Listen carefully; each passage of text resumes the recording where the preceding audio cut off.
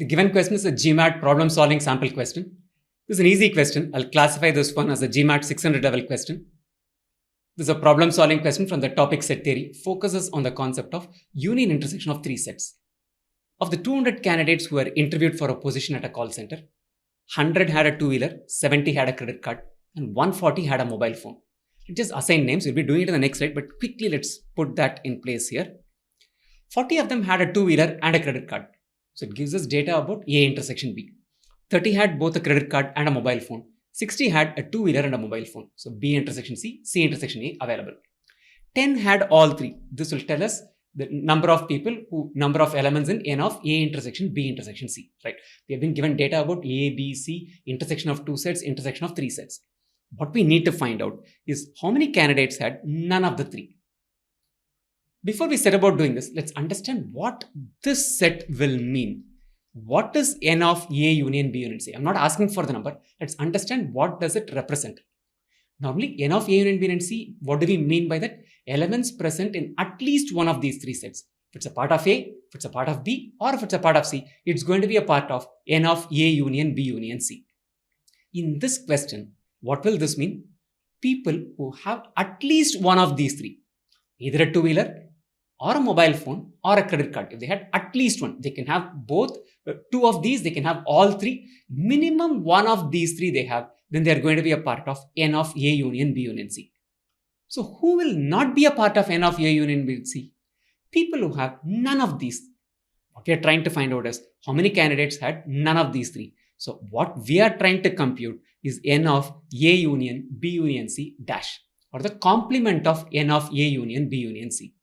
Complement of N of A union B union C is nothing but the total number of people, which is a universal set, minus N of A union B union C. So step 1, let's compute N of A union B union C. Quickly write down this data.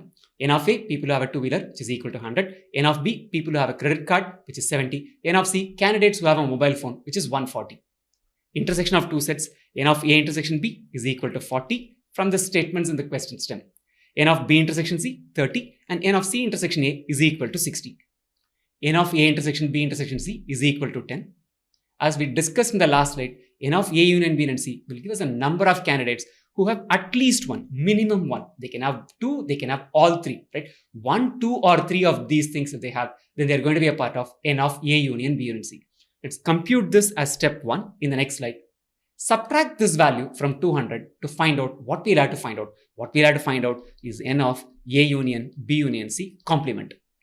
What's the formula to find out N of A union B union C? N of A union B union C is equal to N of A plus N of B plus N of C minus of the curly braces opens here. So keep this in mind. So all these three terms, the addition of this will be subtracted. N of A intersection B plus N of B intersection C plus N of C intersection A. This grouping is going to be subtracted from what we got from here. And lastly, to this, we're going to be adding N of A intersection B intersection C. Just plug in the values. N of A is equal to 100, N of B is equal to 70, N of C is equal to 140, minus N of A intersection B, which is 40, plus a 30, plus a 60, which is intersection of two sets, plus N of A intersection B intersection C, which is equal to a 10. 70 plus 60, 130, subtracted from 140 will leave us with a 10. 170, 180, 190. So that is the value of N of A union B union C. So 190 out of these 200 candidates had at least one of these three things, either a two-wheeler or a mobile phone or a credit card. So how many had none? Basically pick the total number of students, which is 200, subtract those who had at least one, which is equal to 190, which is N of A union B union C. So answer we are looking for is equal to 10. 10 candidates had none of these three. Quickly putting it all in printed form. A, B, C. This is A intersection B, B intersection C, C intersection A. And then adding N of A intersection B intersection C. That gives us the value of N of A union B union C to be equal to 190. What we are trying to compute is essentially N of A union B union C complement, which is equal to 10. Choice C is the answer to this question. Before you leave, I want you to do two things. Sign up as a trial user at the URL given there, wzko.in/core. It's the most comprehensive and affordable online GMAT course available on the web, available through an iOS app, available through Android. Right? Start with the free topic, statistics and averages.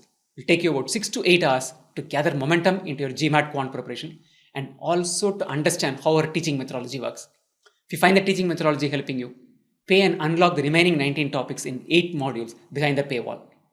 Secondly, before you leave, subscribe to this channel, youtube.com/Visaco, and turn on notifications. Until next time, stay healthy, stay safe, and stay motivated.